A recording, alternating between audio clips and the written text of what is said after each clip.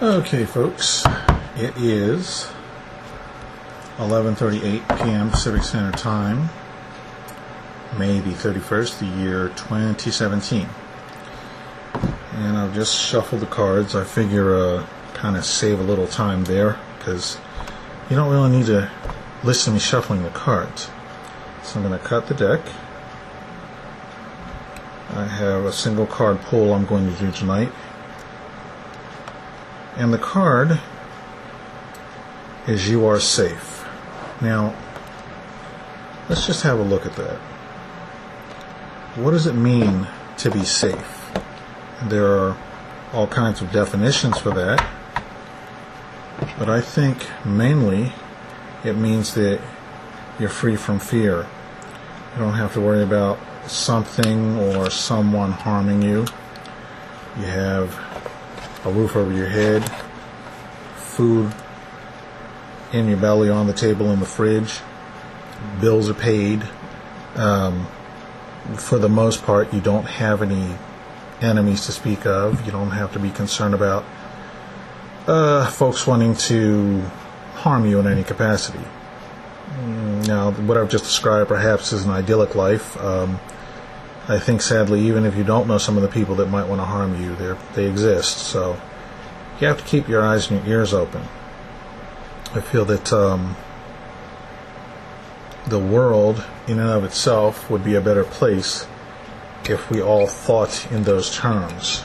Here's what I mean.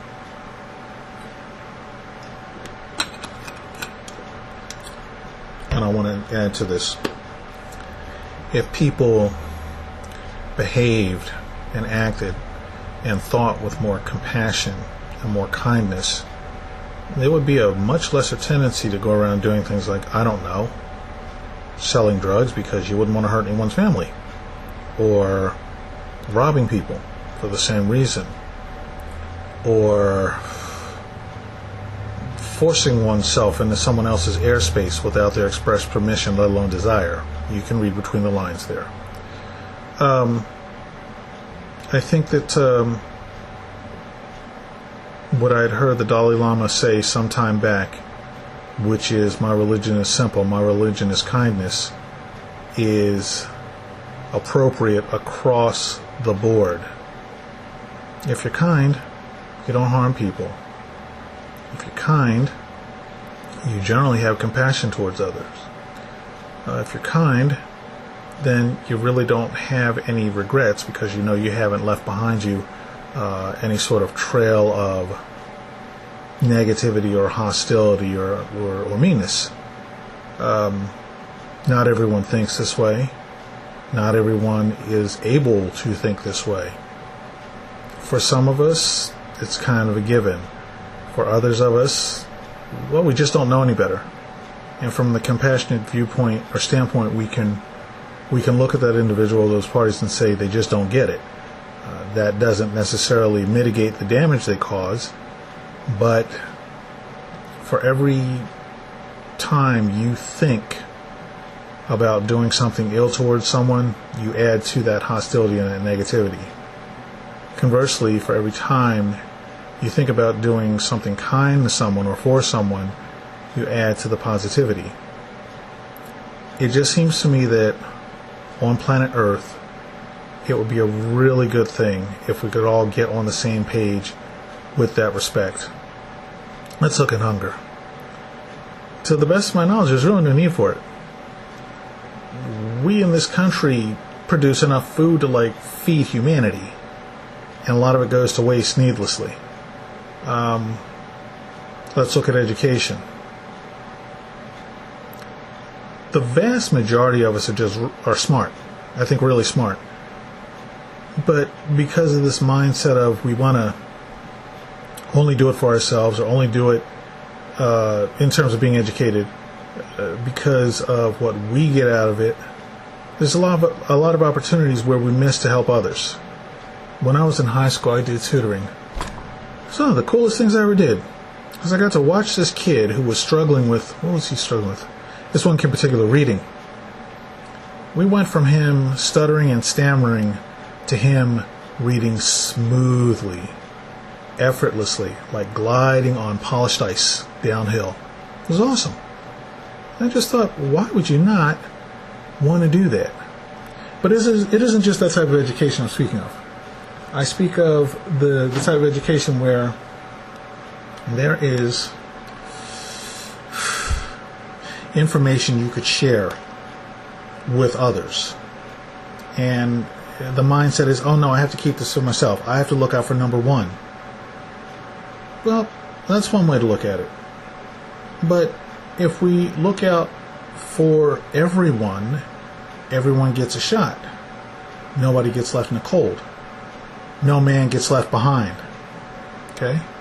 And I mean, yeah, that was deliberately intentional on my part to sound a little militaristic.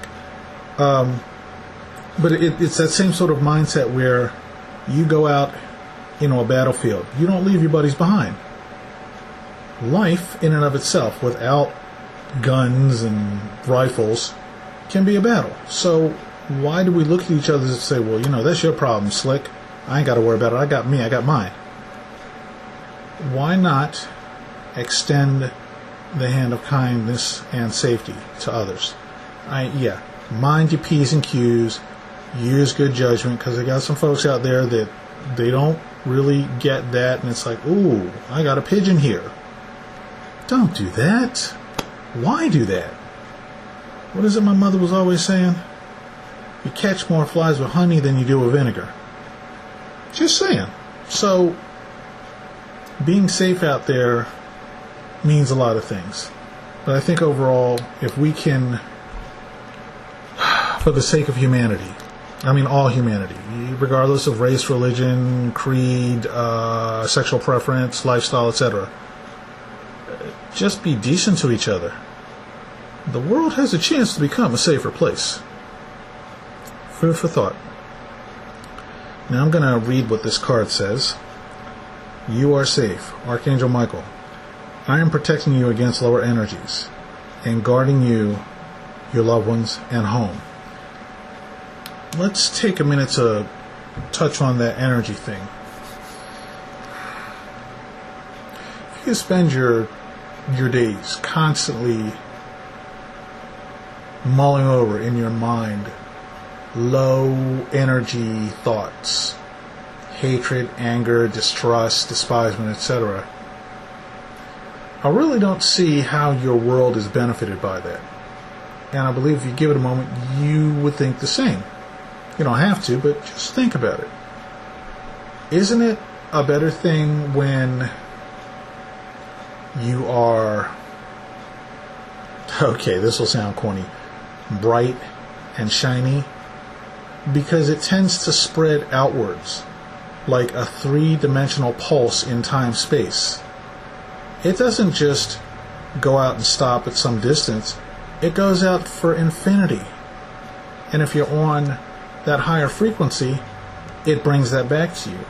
Conversely, if you are pulsing, if you will, in that three-dimensional time-space area, and you're being negative, hostile, agitated, angry, you notice the stuff around you just doesn't really seem to flow that well?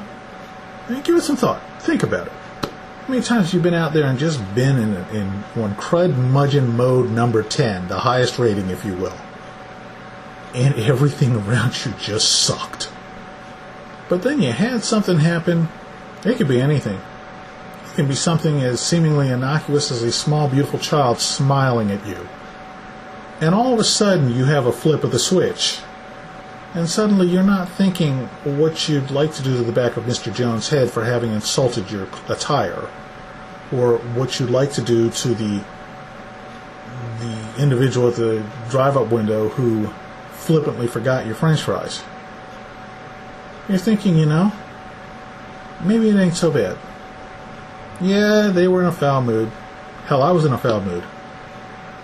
But something just happened, and it was beautiful, and your vibration and your energy changed. I've heard it said regarding Tesla.